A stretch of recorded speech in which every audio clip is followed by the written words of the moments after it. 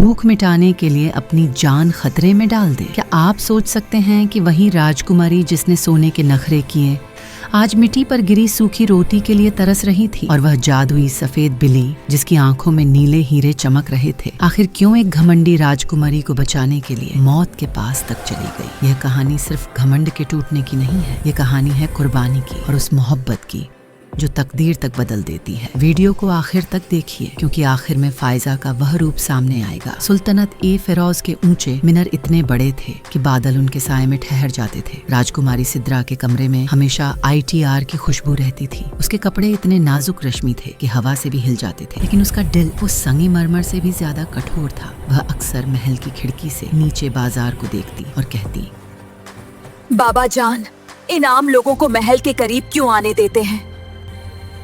इनके पसीने की बू मेरे फूलों को मुरझा देती है। वादी ए नूर की दूसरी ओर एक टूटा फूटा घर था। वहाँ रहती थी फायजा। फायजा यतीम थी, लेकिन उसका दिल उजाले नूर से भरा था। उसकी दादी मसीरा, जो काला जादू जानती थी, उसे गुलामों से भी बदतर रखती थी। मसीरा को पता चला कि वादी के पुराने कुनवे में एक नीला जोहर छुपा है, जिसे पाने के लिए एक मासूम आत्मा की कुर्बानी जरूरी थी। मसीरा ने लालच में फायजा को नीला आर्क पिलाया, कहा ये तकात का शरबत है। अचानक फायजा का शरीर सिकुड़ गया और उसकी चीखें बंद हो गईं। वो बदल गई एक खूबसूरत सेफ्ट बिल्ली में। मसीरा ने उसके गले में नीले हीरे वाला जादुई हार डाल दिया ताकि फायजा की रूह हमेशा उसकी क़ैद में रहे। सिद्रा की जिंदगी का आखिरी खुशियों भरा दिन था।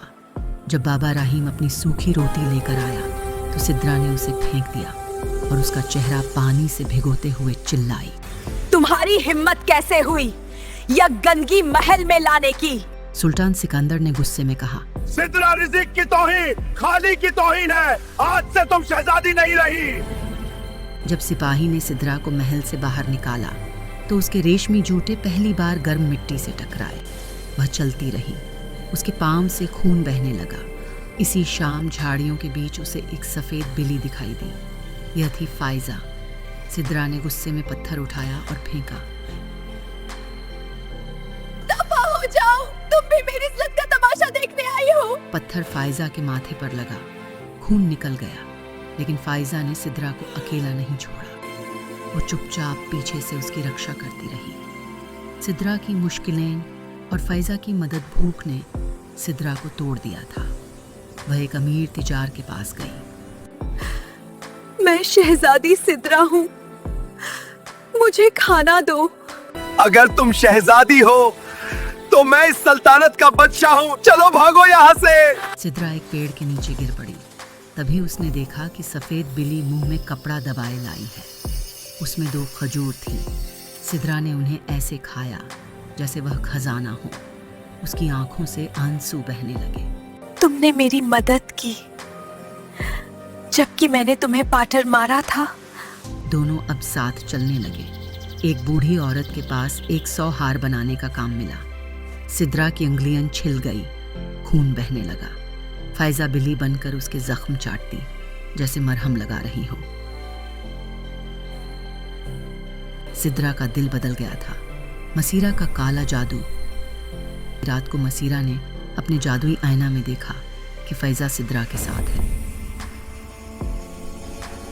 वह आंधी की तरह वहां पहुंची। बिल्ली मुझे दे दो, उसकी आवाज मुझे दे दो। सिद्रा ने फैजा को सीने से लगा। नहीं, ये मेरी सहेली है। आग के गोले बरसने लगे। सिद्रा जलती रही पर पीछे नहीं हटी। अचानक मसीरा ने खंजर निकाला। फैजा ने सिद्रा के सामने छलांग लगाई। कांटा फैजा के कंधे में लग गया। जादू का टूटना और मिरेकल फैजा का खून सिद्रा के हाथों पर गिरा। सिद्रा के नदामत भरे आंसू नीले हार पर टपके। आसमान लाज उठा, नीले हीरे टूट गए। मसीरा चिल्लाते हुए कली चील बन गई और अंधेरों में खो गई। उजाले में से एक बहुत हसीन लड़की सामने आई।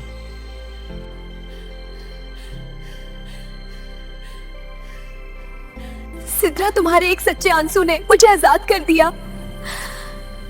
महल पहुंचते ही सुल्तान सिकंदर की आंखें भर आईं। उनकी बेटी के हाथ खरदुरे थे, लेकिन दिल उजाला था। सुल्तान ने अनाउंस किया, आज से फैजा भी इस सल्तनत की शहजादी है। सुल्तनत फेरोज बदल चुकी थी। अब कोई भूखा नहीं सोता था। दीवारों पर लिखा गया, असल हुकूमत तख्त पर नहीं, लोगों के दिलों में जगह बनाने से होती है। सोचिए, जब शहजादी भूख से टूट चुकी थी तो सफेद बिल्ली उसके लिए खाने में क्या लाई थी? कमेंट में जरूर बताएं।